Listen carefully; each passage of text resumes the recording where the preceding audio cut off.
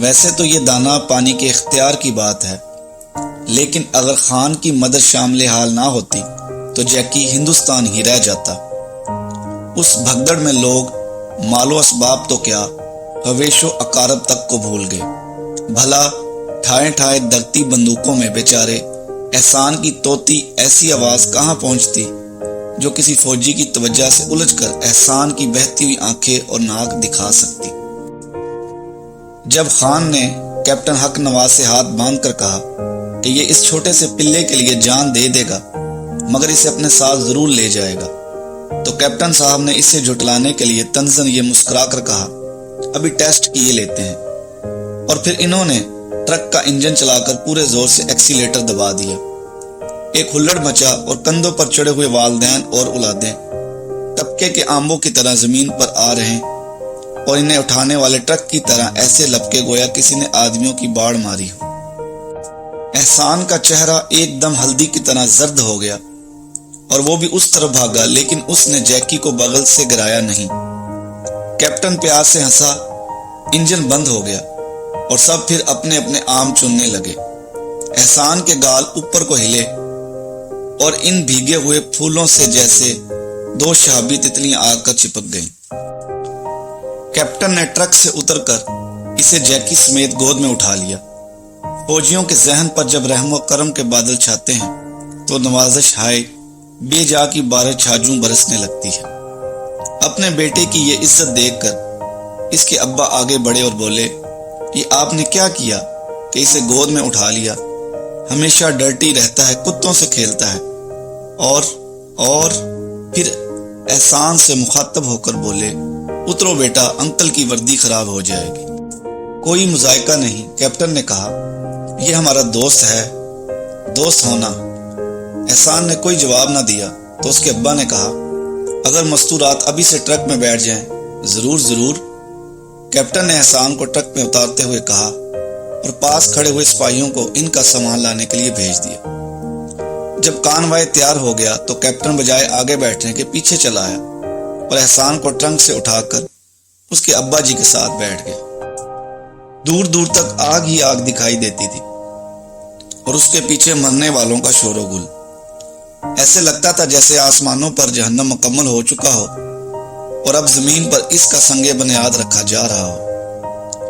احسان پلے کو چھاتی سے لگائے کھڑا تھا، اس کی بہنیں کانپ رہی تھی اور اس کے ابا ٹوپی گود میں دھرے وہ تمام صورتیں دہرانے کی کوشش کر رہے تھے جو انہیں بچپن میں یاد کرائی گئی تھی۔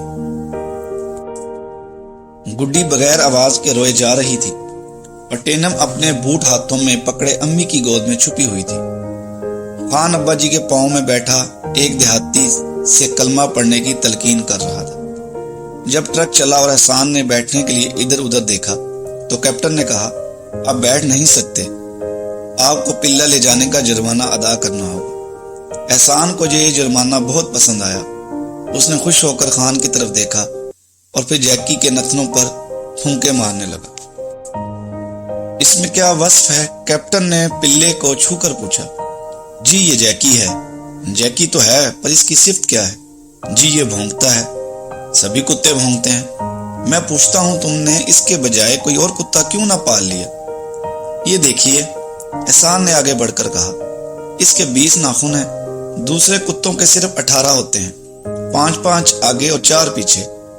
وہ اتنے طاقتور نہیں ہوتے۔ جیکی بہت طاقتور ہے، اس کا سر دیکھیے۔ نوردین کہتا تھا جب یہ بڑا ہو جائے گا تو ریچھ کا شکار کرے گا۔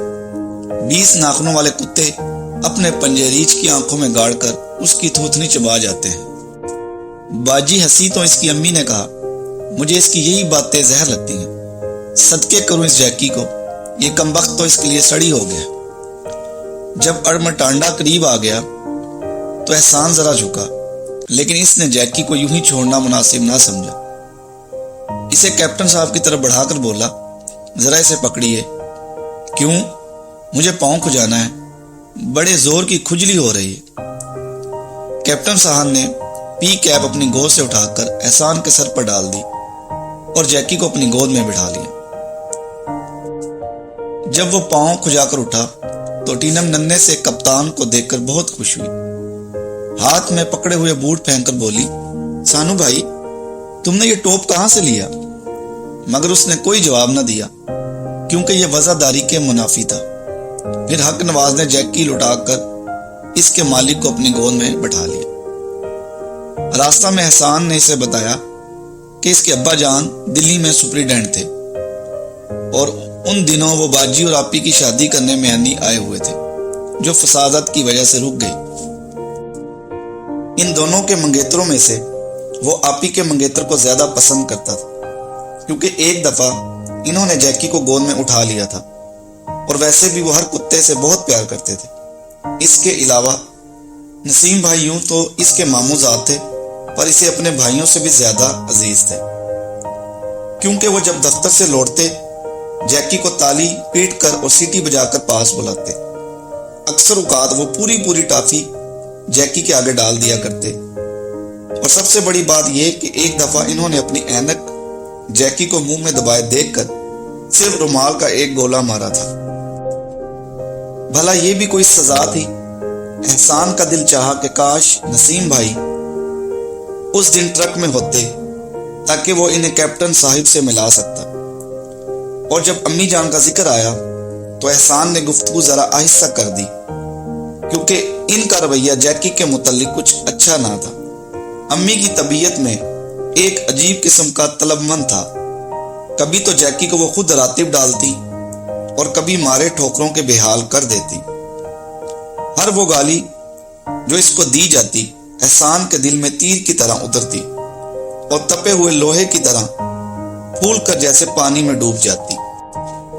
اس وقت اس کا بس چلتا تو ایک چھوٹا سا گھر لے کر الگ ہو جاتا جس میں وہ اور اس کا محبوب کتا مزے کی زندگی گزارتے۔ باجی اور آپی جیکی کو اتنا اچھا نہ جانتی تھی، وہ ہمیشہ اس کی برائی میں امی کا ساتھ دیتی، لیکن اس کے اوصاف گنوانے میں انہوں نے کبھی زبان نہ کھولی۔ منی آپا جیکی کو اس قدر برا نہ سمجھتی تھی۔ ان کا خیال تھا کہ جیسے اور چیزیں گھر میں یوں ہی پڑی رہتی ہیں ایک یہ بھی صحیح۔ ناک میں انگلی پھیرتے ہوئے کبھی کبھار وہ جیکی کے پاس سے گزرتی تو اپنے ننگے پاؤں سے اس کی پوستین سہلانے لگتی اور وہ پیٹ کے بل لیٹ کر اپنی چاروں ٹانگیں اوپر اٹھا لیتا۔ دراصل انہیں جیکی سے پیار نہیں تھا، احسان سے تھا۔ وہ اسے خوش کرنے کے لیے ایسا کرتی اور اگر وہ موجود نہ بھی ہوتا تو بھی انہیں اس کے کتے سے محبت جتانے میں بڑا مزہ آتا۔ کراچی پہنچ کر خان اکثر احسان سے پاسنگ شو کی سگریٹیں منگوایا کرتا اور اگر کبھی احسان موڈ میں نہ ہوتا تو وہ پیسے نکالنے سے پہلے تمہید باندھنی شروع کر دیتا۔ دیکھو یار، اگر ہم نہ ہوتے تو تیرا جیکی ہندوستان ہی رہ جاتا کہ نہیں؟ اور پھر دیکھ کہاں میانی اور کہاں کراچی، وہاں تو ایسے آدمی رہ گئے جنہیں یاد کر کے آج کئی گھر راتیں رو کے گزارتے ہیں۔ میں مر تو جاتا پر تیرے جیکی کو ادھر نہیں چھوڑتا تھا۔ خان کو اس پلے سے نفرت نہ تھی اور نہ ہی لگاؤ، وہ تو صرف اپنے فن سے محبت کرتا تھا۔ باتیں بنانے کا اسے ایک خاص سلیقہ تھا، ایسا سلیقہ جس سے بڑے بڑے سنگ دل منٹوں میں پسیج جائیں۔ جیکی کو سوار کرانے کے لیے اس نے جو کچھ کیا صرف اپنی تسکین اور فن کے مظاہرے کے لیے کیا۔ عملی قدم احسان نے اٹھایا۔ جس دن لمبے کرتے والی دو سندھ نے کوارٹر کے سامنے سے گزرتے ہوئے برآمدے میں آ کر ٹینم کا فراق کھسکا کر لے جانے لگی تو جیکی جاگ اٹھا۔ اپنی لچکیلی ہڈیوں میں ننھے پھیپڑوں کو پورے زور سے پھلا کر اس نے 2 دفعہ بخ کی اور پھر دم ٹانگوں میں دبا کر لرزنے لگا۔ امی آواز سن کر باہر نکلی۔ اس دوران میں وہ فراق وہیں چھوڑ کر بھاگ چکی تھی۔ امی نے جیکی کا یہ کارنامہ سب کو سنایا۔ احسان کا چہرہ خوشی سے تمتما اٹھا۔ اس کا دل چاہا کہ وہ جیکی کو گود میں اٹھا کر ایک بار تو بس چوم لے۔ امی نے کہا، کتا تو چہرے مہرے سے جھٹ پہچانا جاتا ہے، یہ نسل ریوڑوں کی رکھوالی کرتی ہے۔ کیا مجال جو موئے دم بھر کو سو جائیں، ساری رات آنکھوں میں کاٹ دیتے ہیں۔ جبھی تو کہتے ہیں کہ گڈریا اپنی بیٹی کا ڈولا دے دیتا ہے اور کتا نہیں دیتا۔ یہ کم بخت تو ہے ہی ہڈیوں کا مٹھا، ذرا ٹھیک سے خوراک ملے تو دنوں میں شیر کا جبرا ہو جائے۔ پر ہمارے یہاں پابندی کہاں، میاں صاحبزادے سارا دن خاک اڑاتے ہشت ہڈوک کرتے پھرتے ہیں، مجال ہے جو اس کے تسلے میں جھانک کے بھی دیکھیں۔ پچھلے دنوں اچھا خاصا بیمار رہا، میں جنم جلی اس جوگی کہاں کہ اس کی خبر بھی رکھوں۔ خود ہی لوٹ پوٹ کر اٹھ کھڑا ہوا۔ احسان نے کہا، امی میں تو بس اب رہنے دے۔ امی تنک کر بولی، میں تم سب کے لچھنوں سے واقف ہوں، یہاں سب ہی بامن گزر کے ہیں، میں کس کس کو پیٹوں۔ احسان خاموش ہو گیا۔ واقعی وہ اس کی خوراک کے متعلق محتاط نہ تھا۔ اس نے سوچا چلو آج اگلی پچھلی ساری کسر نکل جائے گی۔ منی آپا کی بائیں آنکھ پر جو گونگڑی چند دن ہوئے نمودار ہوئی تھی اب سخت سے سخت تر ہوتی جا رہی تھی، اور امی انہیں ڈاکٹر کے یہاں لے کر گئی تھی۔ ان کی غیر موجودگی میں جیکی کو مکھن لگے نوالے کھلانا کوئی مشکل کام نہ تھا، پر ڈاکٹر بھی پتہ نہیں کتنا بے حس آدمی نکلا کہ بغیر نشتے زنی کے مرہم لگا کر لوٹا دیا۔ احسان ابھی تک گلی میں کھڑا اپنے دوست سے باتیں کر رہا تھا کہ امی جان واپس آ گئی اور جیکی کی ضیافت منسوخ ہو گئی۔ مگر جس دن بڑی اماں کا 40واں تھا اس دن سب کی شامت آئی۔ امی نہا رہی تھی اور باقی سب بڑے کمرے میں مزے سے لیٹے تھے۔ جیکی کو پتہ نہیں کہاں سے آزادی نصیب ہوئی کہ پہلے تو رات کی باسی ہنڈیاں میں ننھے ننھے پنجوں سے قیمہ کھرچ کھرچ کر چاٹا، پھر دودھ کی ناند میں تھوتنی ڈبو کر منہ کے راستے پیتا رہا اور بلبلے سے بناتا رہا۔ امی باہر نکلی تو گویا قیامت آ گئی۔ جیکی تو خیر 2-3 چیخیں مار کر کوئلوں کی بوریوں کے پیچھے جا چھپا، لیکن دوسرے سب کہاں چھپتے؟ وہ منہ بھر کے گالیاں دیں، سب اپنی اپنی جگہ بت بن گئے۔ کہاں گیا احسان کا بچہ؟ انہوں نے کڑک کر پوچھا۔ منہ جھلس دوں تیرا، پاجی بڑی سوگات اٹھا کے لایا تھا، اپنی اور کوئی چیز تو نہ لا سکے یہ تباکی اٹھا لایا۔ قربان کروں ایسے بجو کو، جھاڑو پھرے منہ کی شکل پر، نہ شکل نہ عقل، کیا مجال جو کبھی آنکھ بھی کھولی ہو، جب دیکھو منہ پڑا ہے۔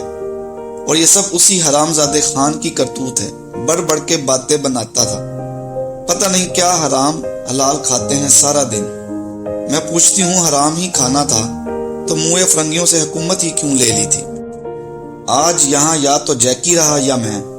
پھر وہ تیز تیز سانس لیتی ہوئی بولی، بھرا بھرایا دیگچا، کوئی 8 سیر پختہ دودھ، غضب خدا کا، سب کے دیدوں کا پانی ڈھل گیا، دیکھو کس مزے سے لیٹے ہیں، جیسے دودھ نہیں نالی کا پانی پیا ہو۔ اور سن خان، یا تو پھینک آ اس کو سمندر میں، نہیں تو باندھ اپنا بوریا بستر۔ خان ہنسنے لگا۔ اس نے لجاجت آمیز لہجے میں کہا، امی جہاں مجھے پال پوس کر اتنا بڑا کیا ہے، یوں سمجھو کہ میں اکیلا آپ کے گھر میں نہیں آیا، میرے ساتھ میرا چھوٹا بھائی بھی ہے۔ سب ہنسنے لگے اور امی کے ہونٹ بھی پھیل گئے۔ لیکن شام کو جیکی کے خلاف یہ تادیبی کاروائی عمل میں لائی گئی کہ اسے رات کا راشن نہ ملا اور وہ بھوک سے بےتاب ہو کر تمام رات جاگتا رہا، گڈریوں کا کتا۔ امتحان کے دن قریب تھے۔ منی اپا ڈھیر ساری کتابیں اپنے آگے ڈال کر ناک کریت کریت کر تاریخ یاد کیا کرتی۔ انہیں اب نہ احسان سے انس رہا تھا نہ جیکی سے۔ جو امتحان قریب آتا جاتا ان کی بیگانگی بڑھتی جاتی۔ امی صبح صبح اخبار پڑھنے بیٹھتی تو دوپہر تک مشکل سے دوسرے صفحے پر پہنچ سکتی۔ اس کے بعد ہوا کے جھونکے نیند کے بھپکے لاتے اور وہ قالین پر گاؤ تکیا کے سہارے لیٹ جاتی۔ باجی اور آپی اپنے جہیز کی کشیدہ کاری میں مصروف ہو جاتی، کیونکہ پہلی کاڑی چادریں اور غلاف میانی رہ گئے تھے۔ خان نوکری پر بحال ہو گیا تھا، صبح کے 10 بجے جاتا اور رات کے 9-10 بجے صاحب کے بنگلے سے واپس آتا۔ احسان کے سکول میں پڑھائی اب پہلے سے 2 چند ہو گئی تھی۔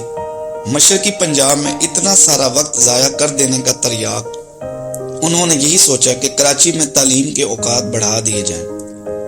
وہ سورج چھپے گھر واپس آتا۔ اس دوران میں جیکی لاکھ چیختا چلاتا، اپنی زنجیر دانتوں سے کاٹتا، پنجوں سے زمین کھرچتا، لیکن کچھ بن نہ پڑتی۔ اس کے گلے میں پڑا ہوا چمڑے کا پٹا زنجیر سے بھی زیادہ مضبوط تھا۔ پہلے تو امی ہر صبح یاد سے اسے کھلا چھوڑ دیا کرتی تھی، لیکن اب وہ نئے سرے سے گھر بسانے میں اس بری طرح سے الجھ گئی تھی کہ انہیں تن بدن کا ہوش نہ تھا۔ باقی لوگ جیکی میں ذرا بھی دلچسپی نہیں لے رہے تھے۔ ایک احسان تھا جو ہر شام اسے گھمانے باہر لے جاتا۔ پھر یوں ہوا کہ وہ متواتر 2 دن تک ایک ہی جگہ بندھا رہا۔ رضیہ روٹیوں کے ٹکڑے، باسی سالن اور چچوڑی ہوئی ہڈیاں اس کے تسلے میں جھاڑ کر چلی آتی احسان کے اسکول میں ڈرامے کی ریہرسل تھی، وہ ابھی تک نہ لوٹا تھا۔ اندھیرا بڑھتا گیا اور جیکی اپنے مالک کو یاد کر کے چیخنے لگا۔ امی جان کو کیا رحم آیا، جا کے زنجیر کھول دی۔ وہ پہلے تو ان کے قدموں میں لوٹا، پھر اندر گھس گیا۔ جب امی کمرے میں داخل ہوئی تو وہ قالین کو بالکل خراب کر چکا تھا اور ان کے پان دان سے تھوتنی لگائے بڑی تیزی سے سونگ رہا تھا۔ ہائے رے کمبخت، جھاڑو پھرے کمینے، گولی لگے، لے کے سارا قالین تباہ کر دیا۔ اور پھر پٹاخ سے جوتی جیکی کے سر پر پڑی، تارے ناچے اور وہ وہاں سے بھاگ کر اندر ٹرنکوں کے پیچھے جا چھپا۔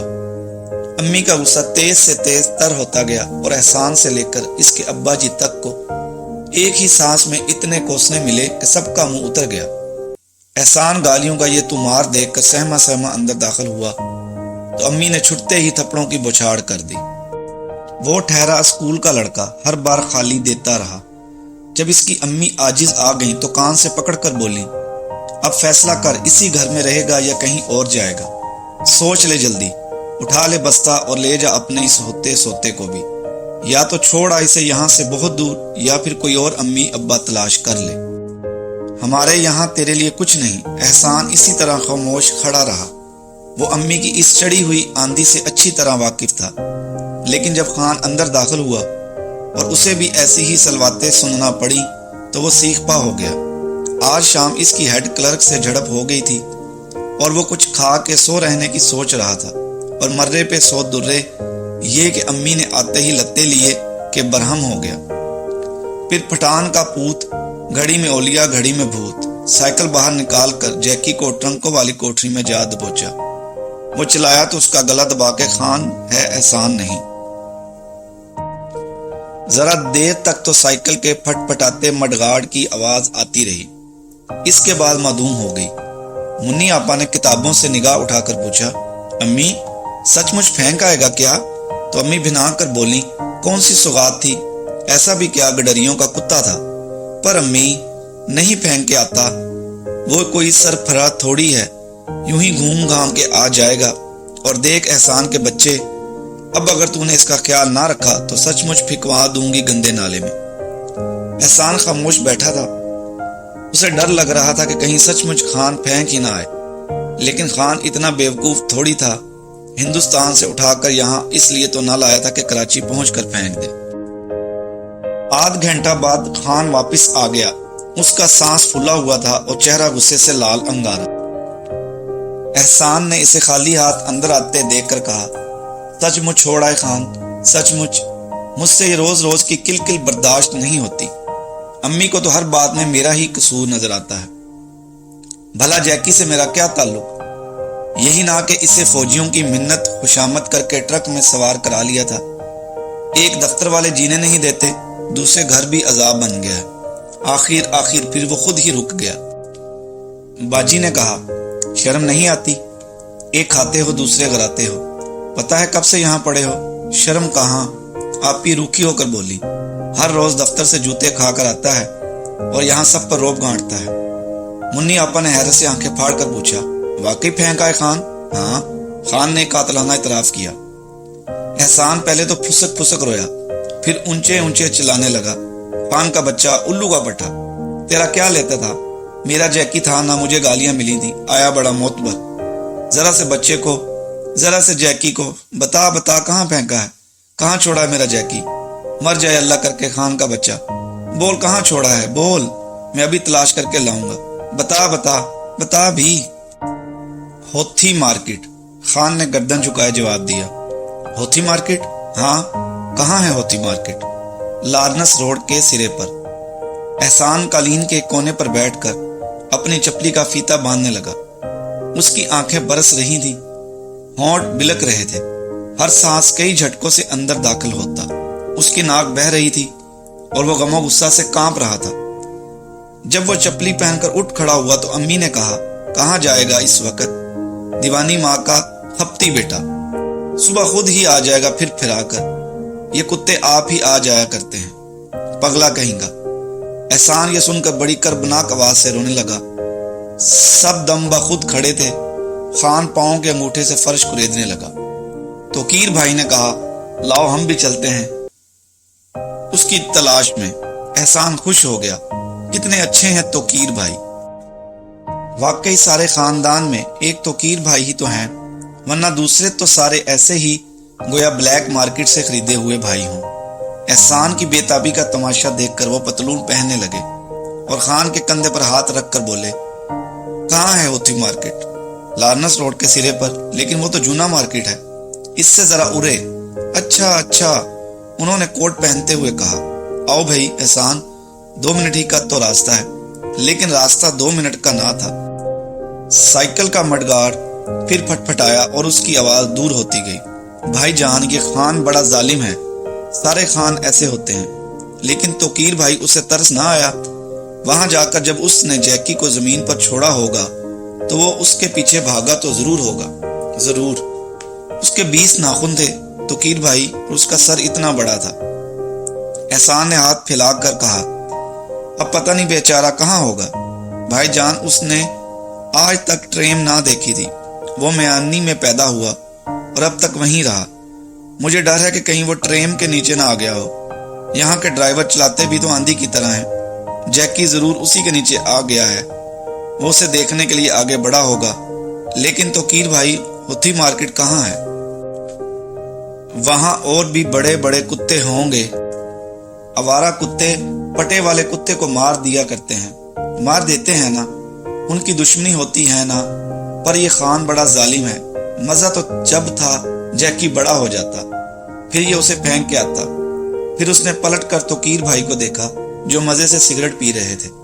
بے چین ہو کر بولا، توقیر بھائی، آپ کسی سے پوچھتے تو ہیں نہیں، ایسے گھومنے سے ہوتی مارکیٹ کا کیسے پتہ چلے گا؟ پھر ایک دم وہ بائیں بریک دبا کر چلایا، ذرا ٹھہریے، وہ دیکھیے، وہ بھونک رہا ہے، یہ اسی کی آواز ہے۔ آپ پہچانتے نہیں جیکی؟ جیکی۔ احسان بے قرار ہو کر ٹانگیں باندھنے لگا۔ ادھر موڑیے بھائی جان، اس طرف، یہاں سے آواز آتی ہے۔ ہائے، صاف جیکی بول رہا ہے، آپ پہچانتے نہیں اس کی آواز؟ آپ کو یہاں آئے اتنے دن ہو گئے ہیں اور آپ ابھی تک جیکی کی آواز نہیں پہچان سکے۔ ذرا تیز چلائیے توقیر بھائی، دیکھیے، سنیے، بالکل جیکی بول رہا ہے۔ ہائے میرا جیکی، جیکی، جیکی۔ آواز گلی کی دونوں دیواروں سے ٹکرائی اور کتا خاموش ہو گیا۔ دیکھا توقیر بھائی، احسان نے خوش ہو کر کہا، میری آواز پہچانتا ہے، جیکی ہے نا؟ لیکن جب توقیر بھائی نے سائیکل اس کے پاس لے جا کر روکی تو سفید رنگ کا ایک غلیظ سا پلہ انہیں دیکھ کر غنانے لگا۔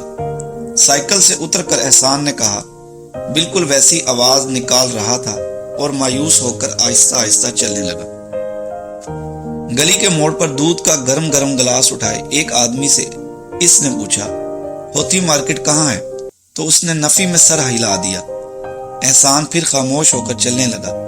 توقیر بھائی نے رائے دی کہ سائیکل پر سوار ہو کر چکر لگائے جائیں، نہیں تو دیر ہو جائے گی اور پلہ کہیں دور نکل جائے گا، مگر اس نے سنا نہیں، ایسے ہی چلتا رہا۔ بہت سے کتے ادھر ادھر کھیل رہے تھے، مگر ان میں جیکی نہیں تھا، کوئی بہت بڑا، کوئی بہت چھوٹا۔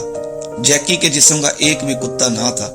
کھمبے کے نیچے کھڑے ہو کر ایک داڑھی والے آدمی سے اس نے پوچھا، ہوتی مارکیٹ کہاں ہے؟ میں ہوتی مارکیٹ کا راستہ پوچھتا ہوں، ہمارا کتا گم ہو گیا ہے، اس کا نام جیکی تھا، یہ میرے بھائی ہیں، ہم اپنے کتے کو تلاش کر رہے ہیں۔ خان اسے ہوتی مارکیٹ پھینک آیا ہے اور ہمیں مارکیٹ کا پتہ نہیں۔ احسان پھر چلنے لگا تو توقیر بھائی نے اس کا کندھا ہلا کر سائیکل پر بیٹھنے کو کہا، اور جب وہ سوار ہو گئے تو وہ آدمی انہیں دیر تک دیکھتا رہا۔ لارنس روڈ سے حاجی کیمپ کو مڑتے ہوئے احسان سائیکل سے ایک دم پھسل پڑا اور چلایا، وہ رہا سامنے توقیر بھائی، وہ اور واقعی جیکی سامنے کھڑا تھا، بھورا رنگ، دبلا جسم اور پتلی منہ، قلم سی دم۔ سائیکل کو اپنے قریب آتے دیکھ کر وہ خوف سے ایک طرف بھاگا۔ احسان چلایا، جیکی، جیکی، مگر اس نے کوئی توجہ نہ دی، اور جب وہ بجلی کے ایک بلب کی روشنی تلے سے گزرا تو احسان رک گیا۔ وہ جیکی نہیں تھا، سیاہ بالوں والا کوئی آوارہ پلہ تھا، اس کے گلے میں کوئی پٹا نہ تھا اور اس کی چال وحشت ناک تھی۔ دیوار سے اپلے اتارتی ہوئی ایک عورت سے اس نے پوچھا، مائی، ہوتی مارکیٹ کدھر ہے؟ تو وہ نہایت نرم لہجے میں بولی، پتہ نہیں۔ وہ پھر اپلے اتارنے لگی۔ احسان مایوس ہو کر رک گیا۔ خان بہت برا آدمی ہے، اس نے سوچا، اسے ایسی جگہ لے جا کر پھینکا جس کا کسی کو علم ہی نہیں۔ پھر وہ ہر راہگیر کو روک کر پوچھتا رہا، مگر کسی نے تسلی بخش جواب نہ دیا۔ साइकिल के पास आकर उसने तोकीर भाई से कहा, अगर होती मार्केट में बड़े कुत्ते नहीं हैं तो वो जिंदा है और जाकर छोटे कुत्तों का सरदार बन गया है, क्योंकि उसका सर बहुत बड़ा है। नूरदीन ने मुझे बताया था, ऐसे कुत्ते रीछ का शिकार किया करते हैं, लेकिन पर बड़े कुत्ते तो हर जगह होते हैं। फिर वो खुद ही खामोश हो गया और आहिस्ता से उछल कर साइकिल के डंडे पर बैठ गया। सड़कें सुनसान होती गईं और फटफटाती हुई साइकिल इधर उधर घूमती रही। लारनस road, Lalu Kuku road, नसरमाजी street, आदमजी लेन, गाड़ी खाता और रामास्वामी, बहुत से पिल्ले जैक की तरह भौंक रहे थे। बहुत सू का रंग उस जैसा था, अक्सर उस जैसे नहीफ और कमजोर थे। कोई शायद बड़े सर वाला भी था। किसी की चाल ऐसी थी, कोई भागता उसी अंदाज से था, लेकिन जैकी कोई नहीं था। इसी तरह घूमते घूमते 12 बज गए। लारनस रोड वीरान हो गई। सिनेमा के तमाशाई गुजर गए, सिपाही घूमने लगे और कुत्ते अपनी कमीनगाहों में दबक कर सो गए। चलिए अब वापस चलें, एहसान ने पीछे मुड़कर तोकीर से कहा। बहुत रात हो गई, अब जैकी नहीं मिलेगा। मुझे पता है, या तो उसे बड़े कुत्ते फाड़ देंगे या वो खुद ट्रेन के नीचे आकर कुचला जाएगा। हम उसे नहीं ढूंढ सकते। अम्मी कहती थी फिर आकर खुद ही आ जाएगा। लेकिन वो क्यों आए? हमारे यहाँ कौन उससे प्यार करता था? लेकिन जैकी जिंदा है। ऐसा लगता है जैसे वो मर गया है, वरना इतनी तलाश जरूर उसका पता बता देती। अगर वो जिंदा होता तो जरूर मेरी आवाज सुनता, लेकिन वो जिंदा नहीं। कोई गली के कुत्ते को कब पालता है, और किसी को क्या खबर कि वो आवारा कुत्ता नहीं। खान का भी इसमें क्या कसूर है? जब अल्लाह मियाँ मारने वाला हो तो हम खान को बुरा क्यों कहें? अम्मी, लेकिन उसने अगर कालीन पर पेशाब कर दिया था तो क्या हुआ? मैं खुद धो देता। फिर उसके आंसू ढलकने लगे। पर जैकी, वो जिंदा नहीं। अगर वो जिंदा होता तो मेरी आवाज सुनकर भागा आता, आपको पहचान लेता। कुत्ते तो बू सूंघकर मीलों से दूर चले जाया करते हैं। ये देखिए तोकीर भाई, ये वो जगह है जहां हमारी बड़ी माँ ट्रेन से टकराकर मरी थी। वो यहाँ अल्लादीन नाई से फोड़े पर मरहम लगवाने आई थी और 1 घंटे में उनकी लाश हमारे घर पहुंच गई थी। बड़ी माँ ने भी ट्रेन पहले कभी ना देखी थी। मरहम लगवाने हर रोज विक्टोरिया पर जाया करती थी, पर उस दिन पता नहीं उनके जी में क्या आई कि हमारी तरह भाग कर चढ़ने लगी। पांव फिसला और गिरते ही बस खत्म हो गई। और जैकी तो घंटे से गुम है, लेकिन मुझे पता है वो गुम नहीं। मुझे पता है वो गुम नहीं। पीर बुखारी के मिज़ार से गुजरते हुए एहसान ने कहा, जरा रुकिए भाईजान, जरा सी देर के लिए। और जब साइकिल रुकी तो वो दरगाह की छोटी सी दीवार फांद कर अंदर चला गया और अपनी जेब से कुछ निकाल कर और कब्र पर रख कर दुआ मांगने लगा। देर तक वो इसी तरह लब हिलाता रहा। उसके रेशमी घुंघराले बाल चौराहे की बिजली में पेच दर पेच सुनहरी आरजुओं की तरह जलते बुझते मालूम होते थे। फड़फड़ाती हुई छोटी छोटी आंखें और तेजी से होंकते हुए नथने उसके जबत की गमाजी कर रहे थे।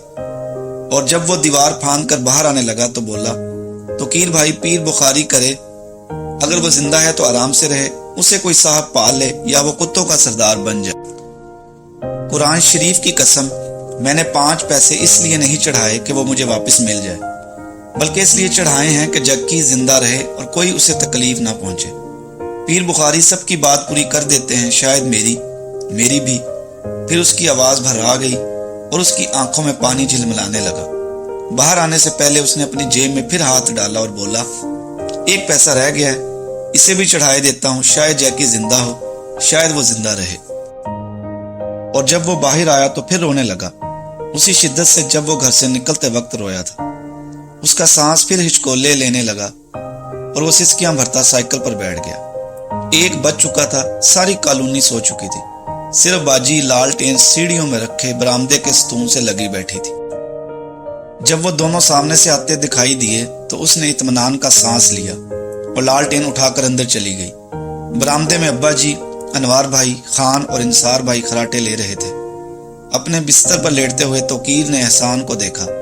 वो चादर कंधों पर डाले चारपाई पर बैठा था। अब सो रहो एहसान, उन्होंने कंबल लपेट कर कहा, कल फिर कोशिश करेंगे। एहसान ने कोई जवाब न दिया और चुपचाप ऐसे ही लेट गया। ये शब माना थी, इस वजह से अंधेरा छाया हुआ था, लेकिन समंदर के किनारे گھٹا ٹوپ اندھیرا کبھی نہیں چاہتا۔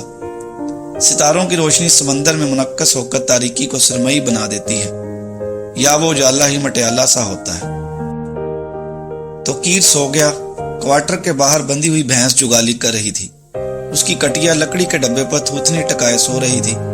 خان کے خراٹوں میں چاقو تیز کرنے کی آوازیں آ رہی تھی۔ انوار بھائی سوتے میں انگریزی بولنے لگے اور دیر تک بولتے رہے۔ ہوا کی تیزی سے برآمدے کے پردے پھڑپھڑا رہے تھے۔ ایک عجیب طرح کا بے چین سا سکوت تھا۔ ہر ایک کی سانس آواز دے رہی تھی اور ہر ایک چپ چاپ سویا ہوا تھا۔ احسان نے 2-4 کروٹیں بدلی اور پھر اٹھ کر بیٹھ گیا اور جیکی کے متعلق سوچنے لگا۔ اس کی پیدائش، پرورش، اس کی طویل بیماری، اس کے مارکے، اس کی سمجھداری، بہادری، جانساری، فرض کی ادائیگی اور پتہ نہیں کیا کیا کچھ اس کے ذہن میں کوہ کاف کی پریوں کی طرح تھرکنے لگا۔ اسے جیکی کی زندگی کا ایک ایک دن یاد آ رہا تھا، ایک ایک لمحہ، ایک ایک ثانیہ۔ اس کا دل اونچے اونچے رونے کو چاہ رہا تھا، پر سارے سو رہے تھے۔ وہ دل میں جیکی کی لمبی عمر اور روشن مستقبل کی دعائیں مانگنے لگا، ایسی دعائیں جن سے مشیت کو ذرا بھی دلچسپی نہیں۔ سوچتے سوچتے اسے بہت سی ایسی چیزیں یاد آ گئیں جو کعبہ کے قادر نے تلاش کر دی تھی۔ وہ دیوار سے ٹیک لگا کر بیٹھ گیا اور آنکھیں موند کر وظیفہ کرنے لگا، یا کعبہ کے قادر میرا جیکی کر دے حاضر۔ 1 گھنٹہ 2 گھنٹہ اور پتہ نہیں کتنی دیر تک وہ یہی وظیفہ کرتا رہا۔ گلی میں ہلکے ہلکے قدموں کی آہٹ ہوئی اور جیکی بھینس کے پاس آ کر کھڑا ہو گیا۔ احسان چارپائی سے ایک دم اچھلا اور چلایا۔